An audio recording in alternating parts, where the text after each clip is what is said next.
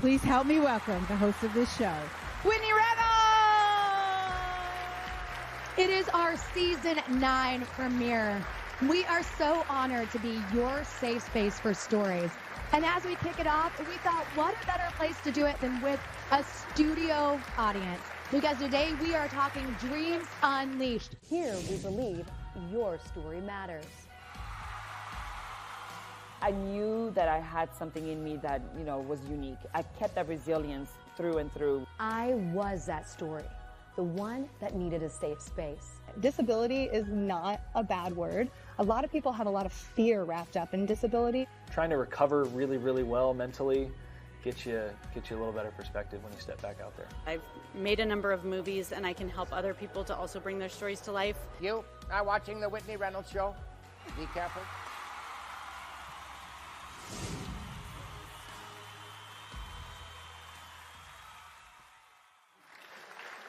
Jessica Jordan King, welcome to the show.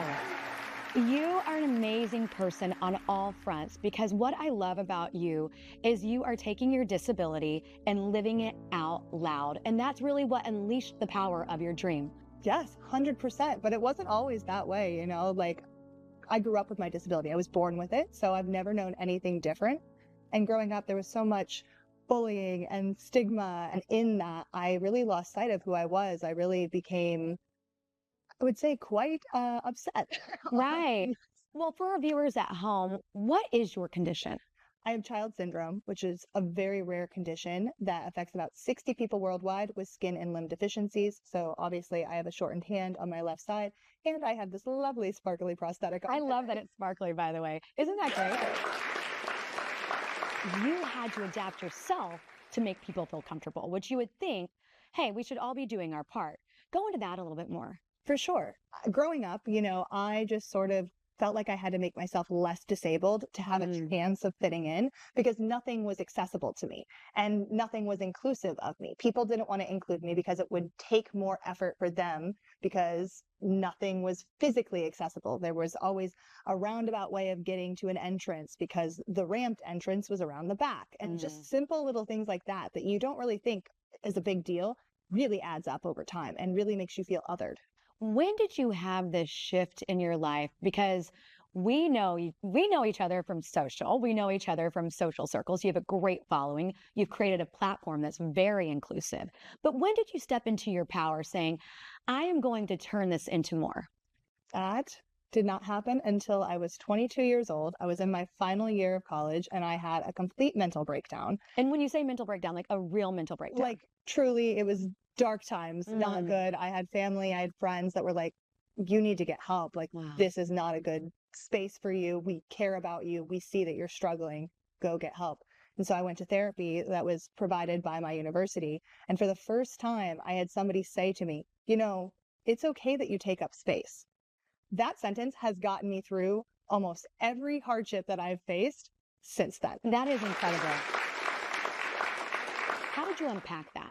It took a while. So it was spoken to me, and then I went through different exercises, if you will, getting comfortable asking for help, getting comfortable talking about my condition or my experiences with family and friends at first, and then doing it a little bit more publicly. And here I am today doing what I do, where I'm not just taking up space, but I'm claiming it loudly and proudly. I love that.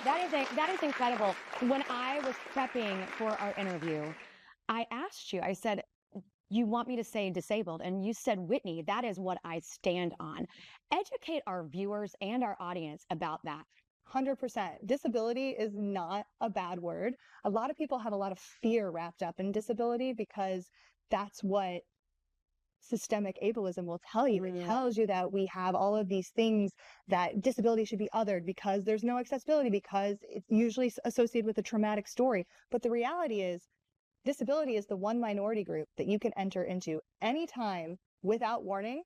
And it's just a natural part of the human condition. You can wake up tomorrow and have the flu and have a temporary disability for 3-4 days. Wow. If you think about it like that, you realize how natural it is. You realize how it's not something that's scary. It's something that's just part of life.